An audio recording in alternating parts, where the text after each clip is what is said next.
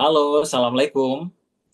Selamat datang dalam video ini. Saya akan mempresentasikan hasil uji kompetensi dalam pengoperasian sistem ERP sebagai bagian dari uji profisiensi yang diselenggarakan oleh Universitas Bina Sarana Informatika bersama Jidoka Sistem Indonesia. Melalui tugas ini, saya mendemonstrasikan kemampuan dalam mengelola operasional bisnis secara digital dan terintegrasi menggunakan solusi ERP dari Jidoka Sistem. Video kali ini juga bertujuan untuk melakukan sertifikasi Enterprise Resource Planning. Sebelumnya, perkenalkan terlebih dahulu, nama saya Laude Darlin, NIM 192522134, kelas 197 AG dari kampus Keramat 98. Adapun yang akan saya angkat adalah implementasi modul Point of Sale ODO dalam mendukung efisiensi sistem kasir. Permasalahannya, yang pertama, pencatatan keuangan masih dilakukan secara manual. Yang kedua, perhitungan pendapatan harian tidak akurat dan membutuhkan waktu yang lama. Lalu yang ketiga adalah pengendalian harga barang belum terstandarisasi. Berikutnya adalah tidak adanya integrasi antara transaksi penjualan dan pengurangan stok barang. Lalu yang kelima, sulitnya menghasilkan laporan keuangan secara cepat dan menyeluruh. Adapun tujuan dari implementasi ODO dalam sistem kasir toko, yang pertama adalah untuk merapikan pembukuan keuangan toko. Lalu yang kedua, untuk menghasilkan laporan laba rugi secara otomatis dan akurat. Yang ketiga, mengatur harga barang dengan konsisten. Selanjutnya adalah meningkatkan akurasi perhitungan keuntungan harian. Lalu yang terakhir adalah mengoptimalkan kontrol stok barang. Bapak Ibu, saya mencatat beberapa keunggulan ODO, di antaranya yang pertama adalah akses data yang akurat dan dapat diandalkan, karena seluruh informasi disimpan dalam basis data terpusat dengan proses sinkronisasi otomatis antar modul. Lalu yang kedua adalah efisiensi biaya dan waktu, karena ODO menyediakan paket aplikasi yang sudah saling terintegrasi, sehingga mengurangi kebutuhan penggunaan beberapa perangkat lunak yang berbeda. Lalu yang ketiga adalah ketersediaan modul yang lengkap dan saling terhubung mencakup akuntansi, inventaris, penjualan, pembelian, CRM, proyek, dan berbagi aplikasi lain yang mendukung proses bisnis dari hulu sampai dengan ke hilir. Kita masuk pada use case post-ODO. Sistem point of sale melibatkan 3 aktor utama, yaitu customer, admin, dan juga owner-nya. Masing-masing memiliki hak akses sesuai perannya. Proses tentunya dimulai dari login, yang memastikan setiap pengguna terverifikasi sebelum mengakses sistem. Setelah itu, pengguna diarahkan ke halaman beranda sebagai titik awal navigator fitur. Fitur pembelian digunakan oleh customer dan admin untuk memproses transaksi penjualan. Admin juga bertanggung jawab mengelola data customer, termasuk menambah dan memperbarui informasi pelanggan. Sementara itu, owner dan admin dapat mengakses laporan pos untuk melihat dan mencetak laporan penjualan. Use case diagram pos menggambarkan hubungan seluruh aktor dengan fungsi-fungsi tersebut secara ringkas, sehingga memberikan pemahaman jelas mengenai alur operasional dalam sistem pos. Kita masuk pada activity diagram pembelian. Proses ini diawali ketika pelanggan melakukan pembelian produk. Sistem point of sale atau POS kemudian memproses transaksi tersebut. Pada tahap berikutnya, POS melakukan pengecekan terhadap ketersediaan data pelanggan. Jika data pelanggan belum terdaftar, sistem terlebih dahulu melakukan pembuatan data pelanggan baru sebelum melanjutkan ke tahap pembayaran. Sebaliknya, apabila data pelanggan sudah tersedia, POS dapat langsung memproses pembayaran. Setelah proses pembayaran dijalankan, pelanggan melakukan pelunasan atas transaksi tersebut. POS kemudian melakukan verifikasi pembayaran dan mencetak bukti transaksi. Selanjutnya, sistem POS juga memperbarui data transaksi yang kemudian diteruskan ke bagian akuntansi untuk dilakukan pencatatan jurnal. Bersamaan dengan pembaruan data tersebut, POS juga menyerahkan bukti cetak kepada pelanggan atau bukti transaksinya kepada pelanggan. Lalu berikutnya adalah kita masuk kepada activity diagram. Diagram cetak laporan. Bapak Ibu, proses diawali ketika pelanggan melakukan pembelian produk. Sistem point of sale kemudian memproses transaksinya, pada tahap berikutnya, POS melakukan pengecekan. Jadi dilakukan pengecekan dulu terhadap ketersediaan data pelanggannya. Jika data pelanggan belum terdaftar, sistem terlebih dahulu melakukan pembuatan data pelanggannya sebelum melanjutkan ke tahap pembayaran. Sebaliknya, apabila data pelanggan sudah tersedia, POS dapat langsung memproses pembayaran. Setelah proses pembayaran ini dijalankan, pelanggan melakukan pelunasan atas transaksi tersebut. POS kemudian melakukan verifikasi pembayaran dan mencetak bukti transaksi. Selanjutnya, POS memperbarui data transaksi yang kemudian diteruskan ke bagian akuntansi untuk dilakukan pencatatan jurnal. Bersamaan dengan pembaruan data tersebut, POS juga menyerahkan bukti transaksi kepada pelanggan tentunya. Oke. Kita masuk kepada proses rancangan ODO.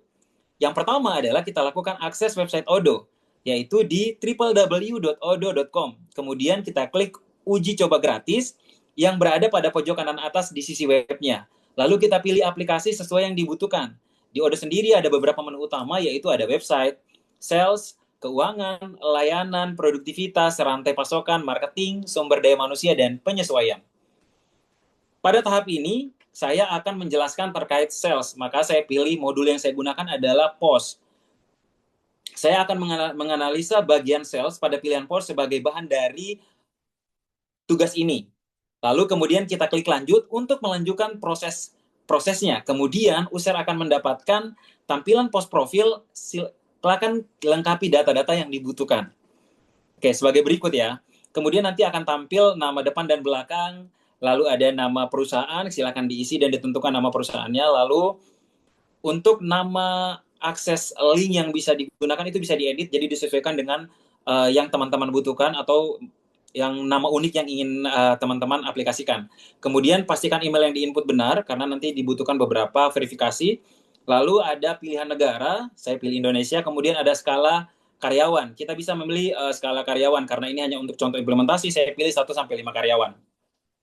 Kemudian kita isi nomor telepon, dipastikan nomor teleponnya benar, lalu pilih bahasa, dan minat utama, karena kita adalah mahasiswa, jadi saya pilihnya mahasiswa, lalu kita klik mulai sekarang. Kita masuk pada tambah menu produk. Produk sendiri, jika teman-teman belum ada produk, pada saat pembuatan pertama, maka bisa pilih produk baru.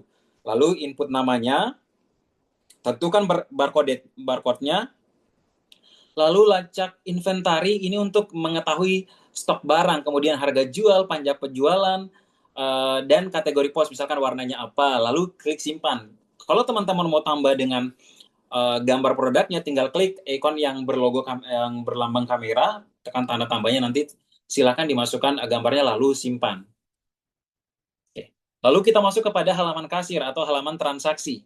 Nah, di sini sudah ada beberapa barang yang kami sudah input sebelumnya.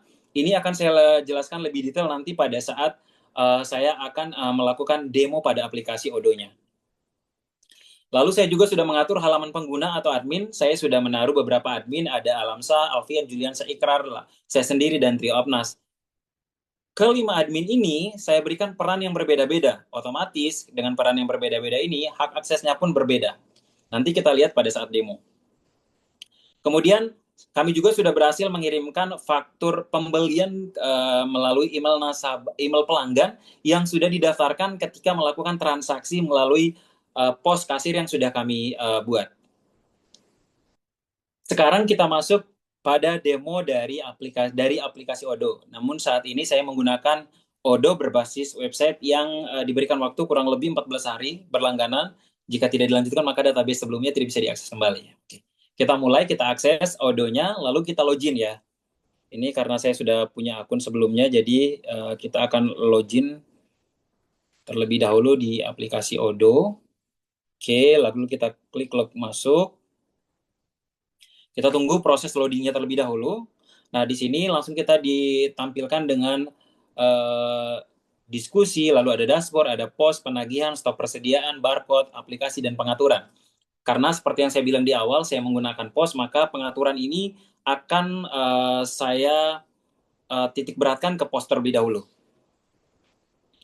Oke, setelah kita klik pos, selanjutnya nanti kita akan muncul kepada halaman utama pos, yaitu ada menu dashboard, ada menu order, ada produk, laporan, dan konfigurasi. Ini saya akan sambungkan dengan PPT yang sudah saya jelaskan sebelumnya. Di menu order sendiri, nanti kita akan dihadapkan dengan yang namanya bukti order atau apa namanya aktivitas yang sudah dilakukan oleh admin melalui pos odonya. Ini kalau di sini kita bisa lihat sudah ada beberapa transaksi yang dilakukan dari tanggal 10 Desember sampai dengan 26 Desember.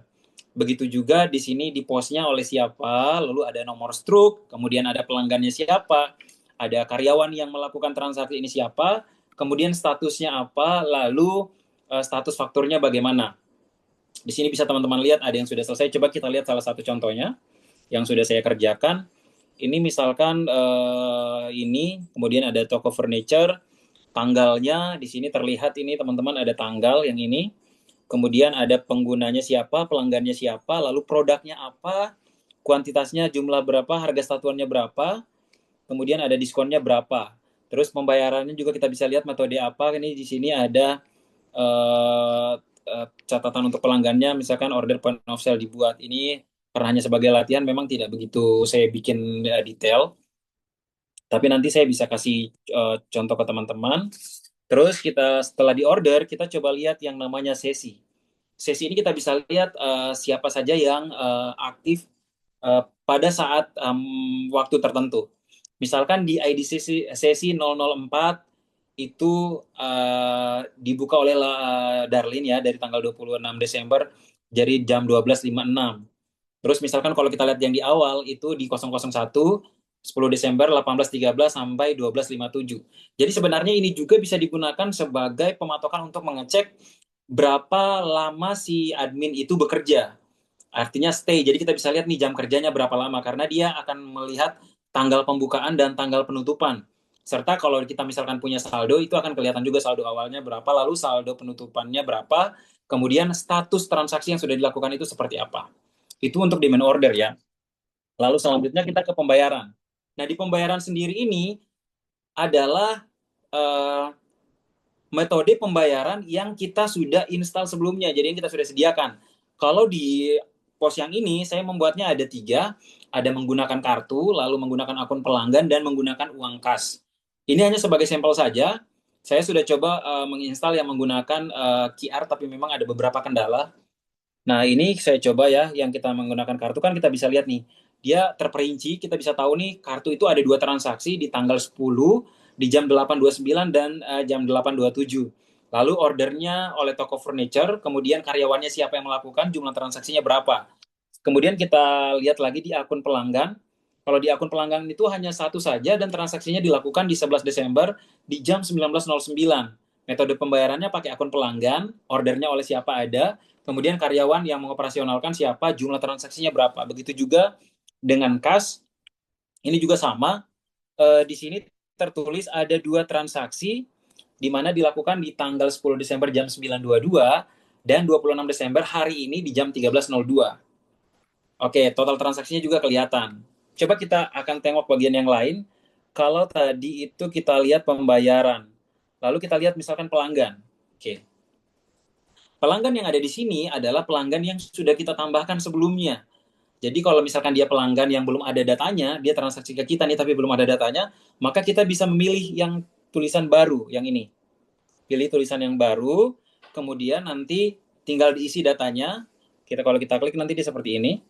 Ini ada namanya, nanti tinggal isi saja namanya, nama perusahaannya apa, terus emailnya berapa, nomor teleponnya berapa, alamatnya, NPWP dan lain-lain. Tapi tidak mandatori ya. Jadi NPWP dan website itu serta label itu tidak mandatori, jadi bisa dikosongkan. Yang penting itu adalah nama, email, dan telepon. Terus setelah itu kita lihat order tadi, kita ke menu produk. Nah, di produk ini sendiri teman-teman, ini sebenarnya ada 2 cara yang bisa teman-teman lakukan. Yang pertama, melakukan inputan secara manual dari sisi aplikasinya, atau teman-teman bisa melakukan dulu yang namanya mapping melalui Microsoft Excel, datanya dimasukkan, semua data-datanya, lalu nanti diekspor ke dalam aplikasi Odoo-nya, itu bisa dilakukan. Kalau misalkan hanya produk yang 1-2, itu mungkin kita bisa lakukan input manual ya. Tapi kalau produk yang sudah ratusan, saya lebih menyarankannya kita menggunakan sistem ekspor data ke dalam implementasi ke Odoo-nya. agar lebih memudahkan dan mempercepat serta efisiensi waktu. Oke. Nah, di produk sendiri nanti teman-teman selain bisa menambah produk, teman-teman juga bisa menentukan klasifikasi dari varian produknya. Selain itu, pilihan kombonya juga tersedia, lalu daftar harga yang teman-teman bisa lakukan editing dan rubah. Kemudian ada diskon loyalitas, biasanya ini kayak misalkan tahun baru, teman-teman bisa menerapkan diskon, misalkan pembelian di atas 1 juta dapat potongan harga berapa, atau misalkan dapat hadiah apa. Lalu misalkan kita sediakan lagi gift card dan e-wallet, misalkan kalau untuk pembelian sekian kita kasih gift cardnya atau berbentuk e-wallet dan lain-lain. Nah, kita masuk kepada laporan ya.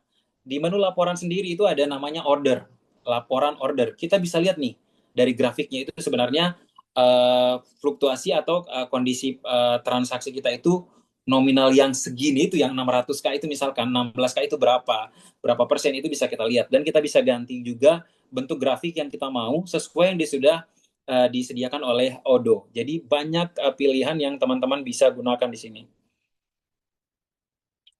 Oke, ini juga bisa teman-teman masukkan di spreadsheet dalam bentuk seperti ini. Jadi teman-teman nanti bisa dimasukkan ke spreadsheet, kemudian di insert untuk mendapatkan proses yang tampilan yang lebih baik. Kemudian setelah kita ada laporan dari order tadi, kita misalkan mau lihat detail penjualan. Kita anggaplah dari tanggal 16 sampai 26 kita mau lihat. Kita terapkan ya, ada penjualan apa saja. Coba kita cetak. Nah, seperti ini tampilannya. Di sini konfigurasi tata letak bisa teman-teman atur sendiri, nanti ada pilihannya, ada layoutnya itu bisa diganti-ganti. Nanti ketika pilih layoutnya yang lain pasti dia akan berubah. Kalau misalkan bold, dia akan jadi seperti ini, lalu ada strip, dia akan seperti ini. Kemudian ada bubble, bentuknya akan menjadi bubble seperti ini. Jadi sesuaikan dengan yang teman-teman inginkan. Kemudian logonya ini bisa teman-teman kan buat juga dan diganti logonya sesuaikan dengan keinginan teman-teman. Kemudian alamatnya diisi, jangan lupa tagline-nya kalau memang dibutuhkan, misalkan belanja murah, harga bersahabat. Misalkan. Kemudian format kertasnya juga itu bisa teman-teman pilih. Di sini eh, ada beberapa pilihan. Ada A4, letter, lalu ada base deposit, label sheet, demo, dan lain-lain. Oke, selanjutnya kalau kita misalkan kita klik lanjutkan, ini nanti hasilnya akan seperti ini. Ya, ini dia terdownload. Kita coba lihat hasil downloadannya bagaimana. Nah, jadi di situ nanti tertera nama nama toko kita, kemudian alamat toko, lalu di sini ada detail penjualan pada 26 Desember 2025, nama konfignya toko furniture, 1256 sampai dengan 1759. Ini ada berapa di situ, kalau misalkan tadi kayak kita punya combo atau kita punya kategori tertentu penjualannya, maka dia akan mengklasifikasikan berdasarkan kategori. Misalkan kategori chairs itu ada berapa barang, lalu desk-nya ada berapa barang, di kategori yang lain juga ada berapa barang, lalu ada detailnya juga di bawah nih. Ada pajak pada sales, misalkan 12%. Jadi kalau data-data barang yang saya tampilkan di sini itu sudah termasuk pajak, karena memang sudah saya konfigurasi di awal. Nah, nanti pengaturan konfigurasi ini akan saya jelaskan di akhir. Kemudian atau total diskon, misalkan kalau ada, jumlah diskon kalau ada. Jadi kalau misalkan diskonnya ada, nanti muncul di situ. Oke, sekarang kita coba masuk ke konfigurasi, teman-teman. Ini yang paling penting di antara beberapa menu yang ada di sini. Kenapa? Karena disinilah kita akan mengatur kebutuhan dari uh, kasir yang kita buat. Saya masuk di pos terlebih dahulu ya. Ini bagiannya pos. Di bagian pembayaran, saya melakukan metode pembayaran yang saya aktifkan itu adalah kartu, akun pelanggan, dan kas. Nah, kalau teman-teman mau menambahkan nanti misalkan pembayaran metode yang lain, ini tinggal taruh di sini metodenya, diisi pembayarannya apa, misalkan online apa, lalu misalkan pilihannya untuk apa, kemudian yang diizinkan apa, penyedia pembayarannya dipilih dulu, karena kalau itu tidak diisi maka tidak akan tersimpan ya, tidak bisa terproses. Oke, selanjutnya kita coba masuk, sebentar ini agak loading sedikit. Oke, kita close dulu. Oke, setelah kita ke pengaturan tadi kan kita sudah lihat tuh. Nah, kemudian otomatis validasi order. Jadi di Odo yang saya buat saat ini, yang khusus untuk POS, itu saya centang yang otomatis validasi order. Kenapa? Jadi nanti ketika sudah transaksi, tidak manual lagi dilakukan. Saya cuma kasih tanda centang, lalu saya klik validasi, itu akan tervalidasi dengan metode pembayaran tadi. Kemudian di antar muka POS-nya, itu saya pilihnya adalah yang tunjukkan gambar produk, lalu tunjukkan kategori gambar. Kenapa? Untuk memudahkan proses pengklasifikasian pada saat kita melakukan transaksi ya. Lalu kategori produksinya saya batasi 3 kategori. Tapi teman-teman juga bisa menambahkan sampai 4 atau 5 ya.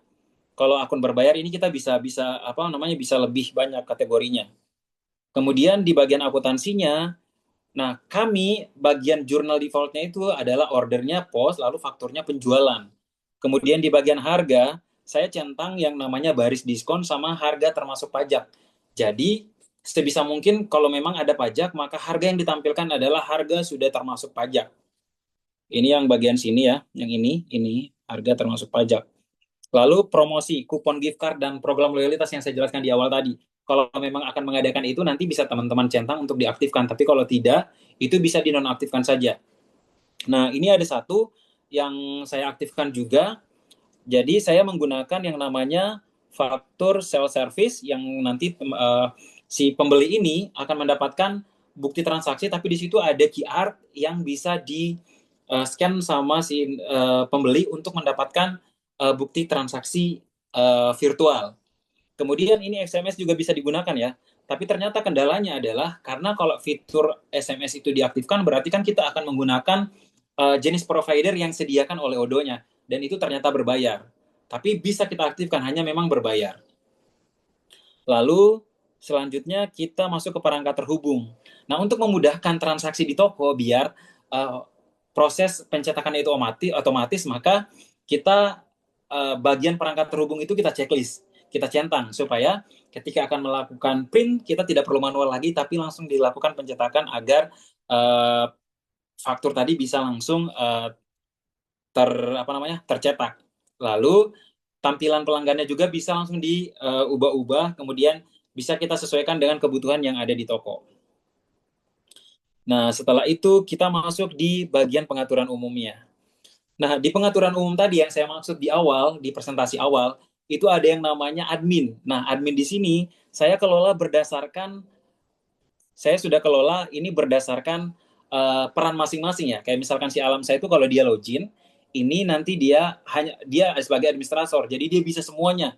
Tapi kalau yang login secara pengguna, kalau administrator itu misalkan dia bisa menambah produk, menghapus, merubah, menambah pelanggan, update pelanggan, terus melakukan cetak faktur, transaksi, dan lain-lain. Sementara si pengguna cuman hanya bisa melakukan transaksi, tapi tidak bisa melakukan rubah produk, menghapus itu tidak bisa. Jadi perannya itu terbatas. Nah, kalau teman-teman juga mau menambah, misalkan mau menambah adminnya, ini tinggal di sini, dimasukkan dulu namanya, kemudian emailnya, lalu nomor teleponnya, kemudian hak aksesnya nanti di sini nih, teman-teman bisa lihat nih pengguna. Nah, misalkan dia administrator itu apa nih, kalau pengguna tinggal diatur nih di bagian sininya. Misalkan dia cuma bisa buat view, dia cuma bisa ekspornya diperbolehkan nggak? Kalau diperbolehkan ya diperbolehkan, kalau saya no, terus kontak diperbolehkan nggak? Pembuatan misalkan no. Nah, kalau ini sebenarnya pembatasan seperti ini bagus untuk keamanan. Jadi kita punya admin utama dan hanya sebagai pengguna. Kemudian lain-lainnya nanti teman-teman tinggal sesuaikan dengan kebutuhan dari implementasi yang teman-teman inginkan. Oke, selanjutnya adalah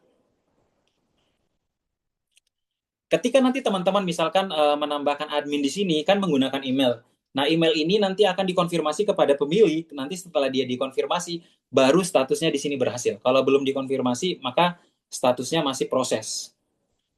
Oke, jangan kita save karena ini hanya sebagai contoh saja. Nah, saya mau melihatkan satu modul terakhir, yaitu kita mau melakukan transaksi. Untuk membuktikan apakah validasi pengaturan tadi, sehingga bisa cetak faktur dan lain-lain itu benaran berhasil atau tidak. Kita lakukan penjualan. Oke, ini data anunya jaringannya agak sedikit lambat. Oke, oke, saya bersihkan dulu. Kita mulai dari awal. Misalkan kita bagian kategori pertama kita beli virtual. Ini harga yang tampil hanya harga sementara ya, jadi bukan harga sebenarnya. Lalu kita ambil virtual, ada dua, jadinya dua.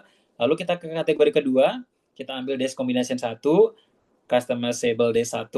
Nah, di sini muncul nih, ada warna, ada jenis yang mau yang aluminium atau yang biasa, klik tambah.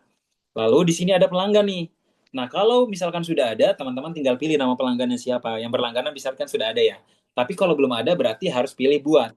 Klik buat dan isi data-datanya dengan lengkap. Lalu di-save. Saya karena sudah ada, jadi saya pilih misalkan, saya anggap aja saya sendiri supaya saya gampang cek untuk bukti transaksinya.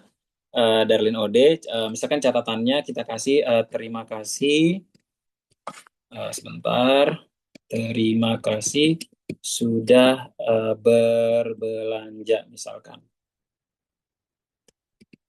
Oke, kita terapkan catatannya, lalu kita di sini setelah itu kita proses pembayaran. Nah, pembayarannya itu kita bisa pilih. Nah, misalkan dia pakai kartu, kita klik kartu. Nah, muncul kan dia kartu, misalkan ada kembalian dan lain-lain, nol, nggak ada kan. Kalau kartu kan nggak mungkin ada kembalian ya. Anggaplah transaksinya dengan nominal 1.408.59. Lalu kita centang nih fakturnya, supaya nanti otomatis ada. Nah, kita validate ya, validasi transaksi yang sudah dilakukan. Oke, kita tunggu proses loadingnya dulu. Nah, setelah transaksi berhasil dilakukan, nanti ada pembayaran berhasil. Nah, di sebelah kanan saya, ini adalah resi transaksi yang ini. Ini adalah resi transaksi atau bukti transaksinya. Tadi saya bilang ada scan barcode jika memang si si pembeli ini membutuhkan bukti transaksi yang virtual ya. Ini saya mau coba dulu scan, siapa tahu bisa ya. Kita buktikan terlebih dahulu.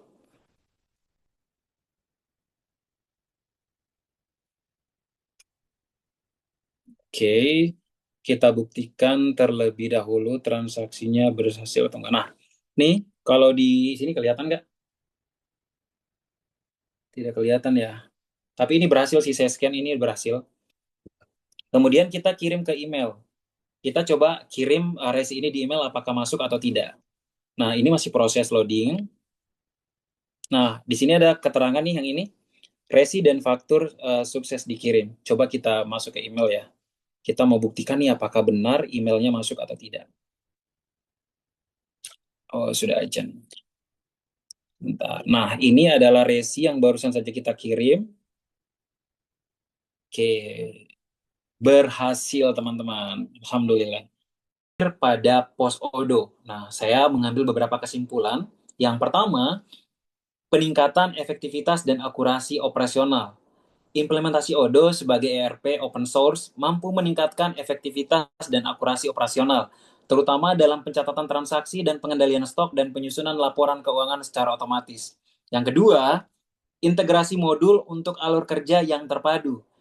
Integrasi modul pos, inventaris, dan akuntansi pada Odo memberikan alur kerja yang terpadu, sehingga seluruh proses bisnis dapat berjalan secara real-time dan saling terhubung. Lalu yang ketiga, reduksi kesalahan pencatatan dan akselerasi informasi. Penggunaan Odo dapat mengurangi resiko kesalahan pencatatan yang umum terjadi pada sistem manual, sekaligus meningkatkan kecepatan akses informasi yang dibutuhkan untuk pengambilan keputusan. Lalu yang keempat adalah relevansi dan efisiensi Odo bagi usaha retail. Secara keseluruhan, Odo merupakan solusi yang relevan dan efisien bagi usaha retail karena menyediakan platform terintegrasi untuk mendukung pengelolaan transaksi dan keuangan harian secara konsisten dan berkelanjutan.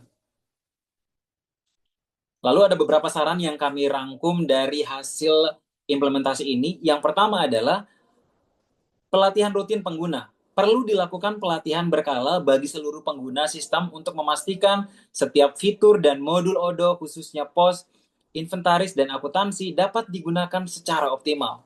Lalu yang kedua adalah konfigurasi sistem yang bertahap dan terstruktur.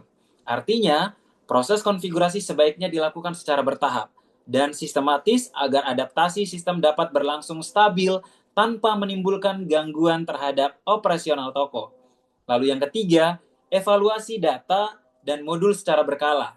Diperlukan evaluasi berkesinambungan terhadap transaksi dan pengaturan modul guna menjaga konsistensi informasi serta mendeteksi kesalahan lebih awal.